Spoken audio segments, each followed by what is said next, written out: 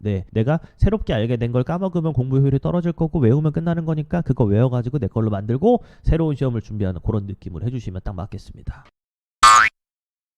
안녕하세요. 현생이 바빠 잊을만 하면 돌아오는 사람이 된 국어 강사 박미성입니다. 지금 영상을 찍고 있는 딱 이때가 100일 남은 때거든요. D-100 수능 국어 공부 참견 하러 왔습니다. 바로 진행해 볼게요. 구독, 좋아요. 1번부터 약간 생각이 다른 분들은 저게 뭔 소리야 하실 만한 그런 내용입니다. 사설 모의고사를 외면하면 안 된다. 사설 모의고사의 장점과 단점을 그냥 제 생각이랑 또 들은 얘기랑 해가지고 같이 섞어봤거든요. 장점은 완전 제 생각이고 좋게 생각하는 분들은 다 이렇게 생각할 겁니다. 낯선 지문을 활용한 실전 연습 가능. 이 사설을 안 풀면요, 맨날 했던 거 가지고 계속 공부를 해야 되는데 그게 뭐 하는 건가 싶거든요. 계속 새로운 거에 부딪혀서 연습을 해야 되는데 사설 모의고사가 이렇게 잘 발달해 있다는 건 사실 우리에게 되게 좋은 환경을 주는 거죠. 제가 볼 땐 뭐 일종의 어느 정도의 축복이다? 이렇게 보이거든요. 근데 사설을 안 좋게 말씀하시는 분들도 있기 때문에 조금 제 입장에서는 의아한 상황이죠. 그 다음 이게 문학 연계로 내고요. 독서도 다 EBS 연계로 내는 게 기본이기 때문에 연계 문학, 그 다음 연계 독서 공부가 가능하다는 점. 따로 공부도 하겠죠. 근데 같이 돼서 시너지가 생긴다면 너무 좋잖아요. 네, 사설 모의고사는 그게 충분히 가능한 컨텐츠이다 라고 전 보고 있습니다. 단점은 제 생각은 아닙니다. 근데 반대적인 생각도 같이 한번 고려해 볼 필요가 있으니까 평가원에 비해 정제되지 않은 글과 문제이기 때문에 오히려 좀 좀 더러운 불순물이 섞이는 느낌으로 독해력 향상에 안 좋은 영향을 줄 수 있다 라고 말씀하시는 경우가 실제로 많습니다. 실제로 많이들 말씀하시는 내용인데 제 생각엔 그래요. 평가원이 더 좋은 글을 쓴다 라고 보통 말하는 이유는 출제진이랑 들어간 돈 이런 거 많이 말씀하시거든요. 근데 꼭 돈이 많이 들어간다고 해서 무조건 양질의 글이 나오는가? 저는 알 수 없다고 보고요. 또 이 단점에 대해서 제가 생각하는 반대되는 예시는 2019 학년도 수능에 우주 어쩌고 나오는 가나 지문 있었고요. 전 그 지문이 아직도 좀 의아하거든요. 엄청나게 오답률이 높았던 한 문제가 있는데 그 한 문제는 특정 A라고 묶여있는 그 부분만 읽고 푸는 문제였고요.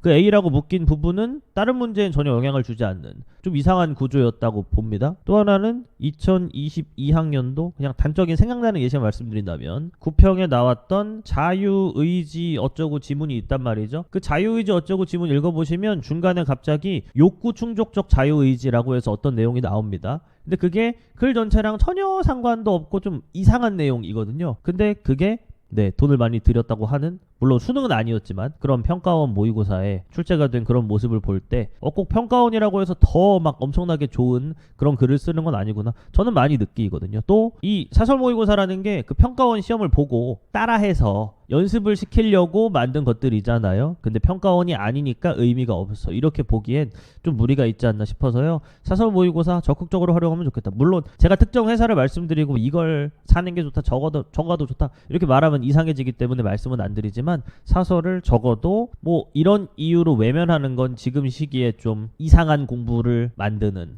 그런 역할을 하지 않을까 싶어가지고 참견으로 1번으로 준비했습니다. 사설을 외면하기보다는 적극적으로 잘 활용할 준비를 하면 좋겠다. 저는 말을 좀 보태자면 사설스럽다라고 하잖아요. 이 사설스럽다가 유일하게 남아있는 부분이 문학 보기 문제라고 생각하고 있어요.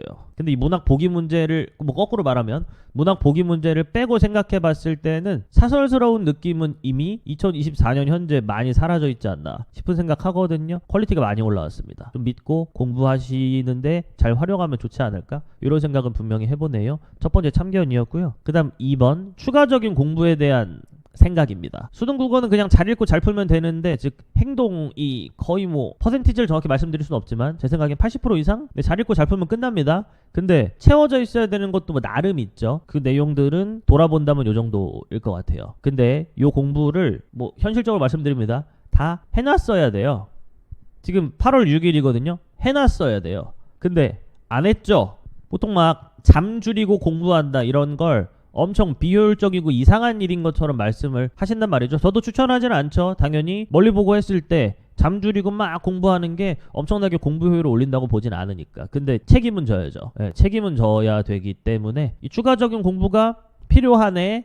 근데 난 지금 안 돼 있네. 그러니까 나머지를 좀 빼고 이것들을 조금 하는 시기로 나는 좀 시간을 활용해도 되겠지? 안 되죠. 남들 하는 거 다 하면서 거기에 추가적인 책임을 지는 느낌으로 해줘야 되는 게 이 공부가 됐고요. 시기가 그렇게 됐습니다. 제가 생각하는 이 추가적인 공부의 마지노선 시기는 7월까지였다고 저는 보는데 여러분들의 생각이 어떨지 모르지만 근데 그게 안 돼 있었다면 이미 8월이 밝아버렸기 때문에 직접 추가적인 공부 시간 확보를 해야 한다. 이걸 좀 단적으로 말씀드리자면 잠줄여서 한다. 뭐 이 정도겠죠. 아니면 막 뼈아픈 희생을 해야 돼요. 이 공부는 꼭 해야 되는데 근데 지금 이게 급하니까 어쩔 수 없이 얘를 빼야 되네. 뭐 이런 상황에 처해야 돼서 좀 효율적으로 많이 안 좋다. 잠줄이는 거가 일단 현실적인 답이겠네요. 뭐 무한정 줄이는 게 아니라 다 될 때까지 어느 정도 될 때까지 줄이는 거기 때문에 충분히 책임진다는 느낌에선 할 만한 게 아닌가 생각해 봅니다. 그냥 공부해라 이러고 끝나면 좀 이상하니까 어떻게 공부해라까지 좀 참견을 해본다면 이렇습니다. 언어 문법 개념 공부는요 무조건 저는 추천드리는 게 강의도 좋죠. 근데 두꺼운 개념책이 필요하다. 언제나 말씀드리고요. 왜 문제 풀다가 돌아가서 봐야 되는데 그 강의를 막 몇 분 몇 초 이렇게 찾아볼 수는 없잖아요. 개념책을 통해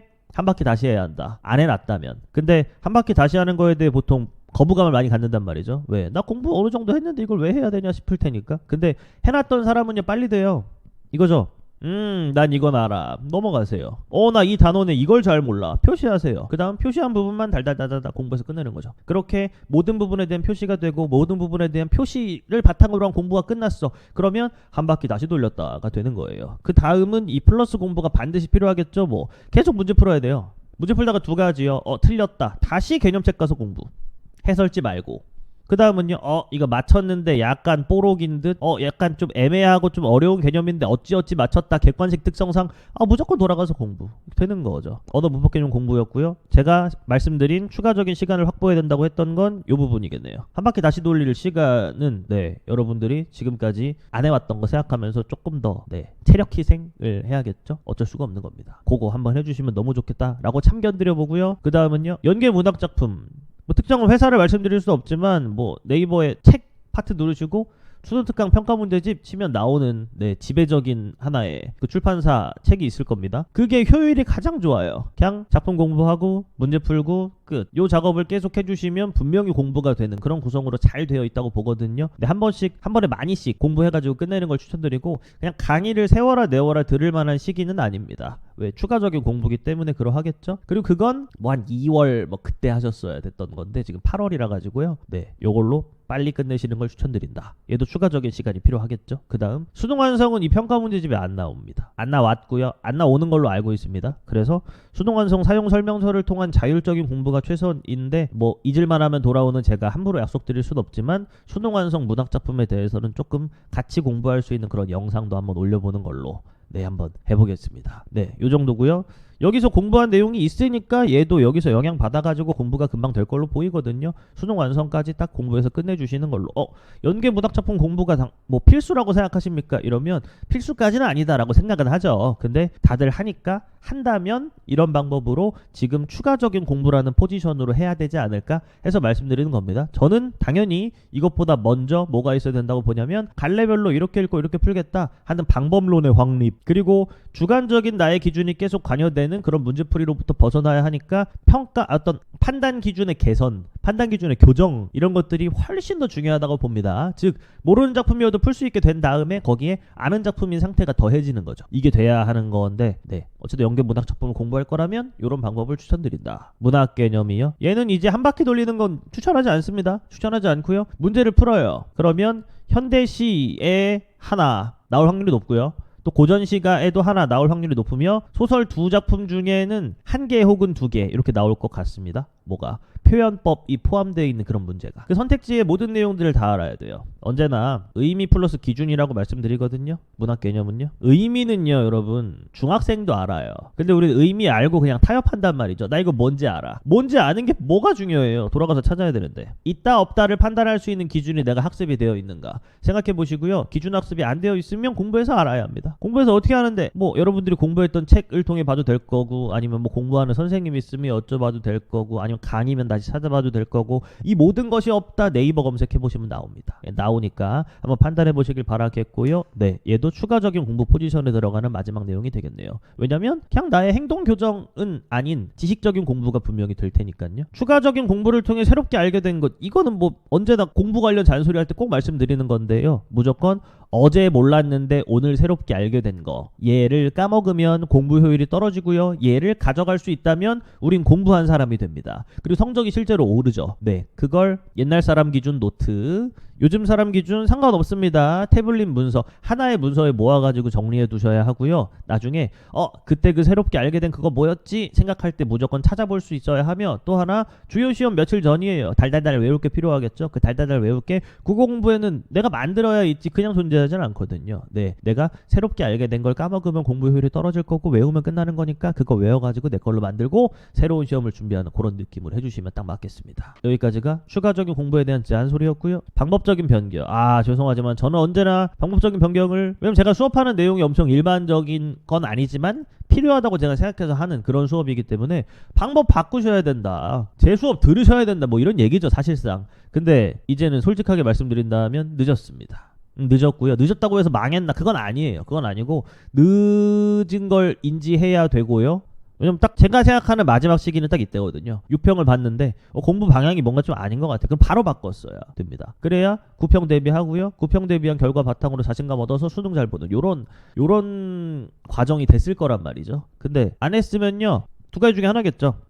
지금이 맞아, 아니면 바꿔서 선택을 맞췄다, 이것도 이 방법으로 해야겠어 결정했잖아요. 혹은 저 같은 성격의 소유자인 분들은 미뤘잖아요.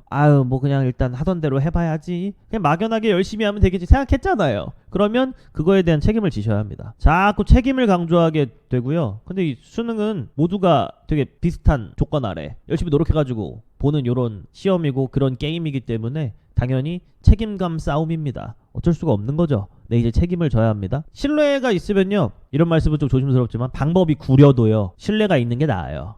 뭔 얘기냐? 좋은 방법의 낮은 신뢰 vs 구린 방법의 무한 신뢰. 뒤에가 낫죠. 무한 신뢰가 조금 더 우선이 되기 때문에요, 그냥 뭐 종교처럼 믿어라 이게 아니라 의심하지 마라 이겁니다. 구리면 어쩔 거예요. 이미 시기가 8월 6일이 됐는데 지금 방법 그대로 쭉 해나가시되 뭐 내가 잘못한 거, 자신이 범하는 오류만 계속 잡아내는 공부를 하는 겁니다. 그 공부 과정이 나의 오류를 돌아보고 내가 내 오류를 수정할 수 있는 그런 방법인가 아닌가를 한번 생각해 보셔야 하고요. 예, 그거에 대해서만 계속 잡아내는 어떤 공부를 해주면 너무 좋겠다, 이런 생각을 하네요.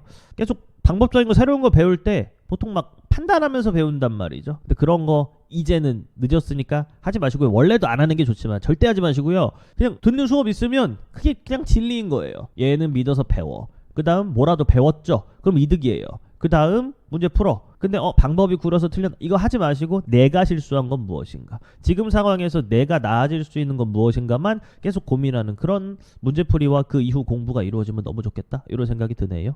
그럼 뭐 어떻게 공부하라는 건데? 당연히 순서대로 해야 합니다. 1번 문제 푸셔야 해요. 그냥 공부는 없습니다. 국어 영역에 원래 없어요. 일단 푸셔야 돼요. 고1 때부터 그냥 풀어야 된다니까요. 풀고요, 시간을 재야죠. 뭐 시간은 예시입니다. 마음대로 하시되, 특히나 문학은 갈래별로 시간을 제가 말씀드릴 수 있으면 좋겠는데 사람마다 달라요. 문학은 운영의 과목이기 때문에 25분 안에 17문제, 보통 4세트로 나오죠. 그 4세트를 풀 수 있으면 끝나거든요. 근데 내가 소설을 좀 잘해, 좀 빨리 푸세요. 시간 좀 오래 걸려. 시간 투자하는 거죠. 난 시 엄청 빨라, 엄청 빨리 하세요. 그 다음 남은 시간 안에 소설에 조금 더 난 시간 투자하는 게 마음이 편하던데, 물론 제가 수업할 때나 아니면 영상 올려드린 거에서 그렇게 하라고 하진 않지만 뭐 그게 마음 편해, 어쩔 수가 없어, 그럼 뭐 그대로 가야죠. 네, 25분 운영하는 거 연습해 보시길 바라겠고요. 독서도 제 맘대로 예시로 정해드렸습니다. 네, 요거 참고해가지고 하셔도 되겠고, 아니면 자기만의 시간이어도 좋습니다. 이제는 시간 재지 말고 잘하는 게 더 중요해, 뭘 빠르게 할지를 생각한 다음에 그 다음에 그걸 빨리 해야 된다고, 뭐 여전히 맞는 얘기긴 하지만 좀 공허한 이야기일 수 있죠. 이미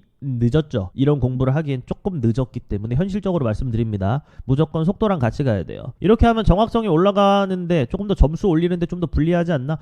불리해요. 근데 그냥 난 정확성만 추구하며 시간 따위는 뭐 신경 안 쓸 거야 하는 것보다는 점수에서 유리하죠. 네, 이렇게 하셔야 됩니다. 시간 제곱 무조건 푸셔야 하고요. 그럼 똑같잖아. 2번 채점하고 오답노트 하셔야 합니다. 오답노트의 양식은요, 맨날 똑같이 쇼츠에서도 말씀드리고 막 달리는 차에서 제가 쇼츠로 말씀드리고 했잖아요. 근데 거기 여기에도 똑같이 말씀드렸지만 이거 미쳤습니다. 이게 제일 중요해요. 틀린 이유, 보통 제목 때문에 이 이름 때문에 착각하셔가지고 뭐가 잘못됐다 이렇게 오답인 이유를 쓰곤 하는데요. 다릅니다. 다르고요. 내가 분명히 그게 답이 아닌데 나중에 알았잖아요. 채점했으니까. 근데 내가 이걸 왜 답이라고 그때 눈이 돌아가서 왜 그랬지? 다 써놓으세요. 그 과정 안에 여러분들이 자주 범하는 실수도 있을 거고 습관도 있을 거고 뭐 여러 가지 있을 거잖아요. 부족한 상황도 있을 거고. 여기에 형식은 이것만 하지 말라고 하죠. 뭐뭐 부족, 뭐뭐 몰라서. 뭐 좀 답답한 듯하게 말씀드린다면 부족하고 모르는 거 알겠다. 그러니까 틀렸겠지. 근데 왜 그 상황에 그걸 골랐냐고를 쓰는 겁니다. 2번이랑 3번은 EBS 교재 해설지 보시면 정확히 오답인 이유, 정답인 이유라고 해가지고 해설지 나와 있거든요. 얘는 무조건 뭐 해설지 기반으로. 자주 드리는 말씀이지만 여러분 해설지랑 기싸움 하지 마세요. 해설지를 판단하지도 마세요. 해설지가 친절한 것도 있고 덜 친절한 것도 있고 뭐 그렇겠지만 해설지가 신이에요. 내가 틀리고 나서는. 틀리기 전까지는 그냥 내 생각으로 가야죠. 근데 틀리고 나면요, 내 생각에서 조금씩 나아가는 게 아니라 해설지 공부입니다. 해설지 공부. 내 생각은요, 그럼 어떻게 바로 버리세요. 조금씩 나아갈 수 있는 그런 과목이 아니에요. 내 생각에 오류가 있으면 완벽하게 버리고요. 그 다음 올바른 생각을 이식받고요. 그 다음 내 생각에서의 오류가 뭐였는지 나중에 보는 그런 과목입니다. 꼭 지켜주셔야 되고요. 오더노트를 쓴 다음에 마지막에 이걸 안 해요. 푼 범위, 오더 못한 범위에서 모르는 걸 다 찾아서 공부할 내용이 펼쳐진 거예요. 여러분 풀고 채점하고 오더노트까지 했으니까 이제 공부해야지가 되는 거거든요. 근데 우린 풀고 채점하고 많이 맞으면 좋아하고 많이 틀리면 속상해하고 좀 삐져요. 그다음 넘어가요. 이게 뭐야? 왜 한 거야? 연습만 해가지고 될 게 아니에요. 여러분 부족한 걸 계속 채워야 된다고요. 연습하고 교정해서 나아지는 공부를 해야 아까 말했던 잘 읽고 잘 풀기가 되잖아요. 근데 하고 있냐 이거죠. 해야 된다고요. 모르는 거가 뭔데? 줄이는 거 말고 없애기입니다. 어휘부터요. 국어인데 무슨 어휘야? 틀리지를 말든가. 혹은 어휘 부족이라는 이슈로 인해 비문학 지문 읽기 실패하지 말든가. 맞죠? 해야 되고요. 고전시가 고전소설 어휘 몰라서 쩔쩔매지 말든가. 해야 합니다. 문학작품에 대한 공부 다 해야 되나요? 모르니까 해야죠. 비문학에서 다룬 내용 중 이해가 안 갔던 부분 이것도 해야 되나요? 풀고 채점했는데 모르는 내용으로 남아있으면 그만큼 공부 손해잖아요. 그 다음 아까 문학 개념이랑 비슷한 거죠. 선택지에서 사용한 개념 중에 내가 이게 뭐가 있으면 맞고 뭐가 있으면 틀렸다는 내용을 내가 몰라. 그러면 그 또한 공부해서 알아야죠. 지금 솔직히 좀 뭐 공부를 아예 안 했다 기준이면 조금 늦었죠. 근데 늦었지만 뭐 어쩔 거예요. 지금 최대한 공부 효율을 뽑아가지고 해야지. 자주 드리는 말씀이지만요. 과정이 있고요. 결과가 있다고 할 때 수시로 바뀌어야 되는 건 과정입니다. 결과를 고정해 놓고 제발 책임지세요. 이 결과를 내가 이뤄야 하는데 지금 과정이 안 좋아졌잖아요. 왜 공부를 안 해왔으니까. 그러면 과정을 바꿔서라도 결과를 책임질 수 있는 그런 공부를 해주셔야죠. 이게 습관이 된 사람은 어딜 가도 기본 이상 합니다. 어딜 가도 약간 이겨요. 뭐 제가 인생까진 모르지만 이게 습관이 된 사람은 적어도 경쟁력이 있죠. 경쟁력 있는 그런 사람이 되기 위한 경험을 어차피 수능 공부할 거니까 하면서 좀 좋은 영향 받는 느낌으로 가져가시면 어떨까. 이런 참견까지 마지막까지 해보면서 마무리하겠습니다. 100일 힘내시길 바라겠고요. 시간 금방 가긴 해요. 좀만 꾹 참으시고 긍정적인 생각 많이 하시고 풀고 그 시험 본 다음에 펼쳐질 기쁜 미래 있잖아요. 그거 생각하면서 조금 더 날 덥지만 추워지면 시험 봐요. 어쨌든 간에 날 덥지만 힘내가지고 공부 열심히 해주시길 바라겠고요. 저도 도움 많이 드리기 위해 이렇게 뜨문뜨문 오는 것이 아니라 좀 더 노력을 해보도록 하겠습니다. 화이팅! 그럼 이만.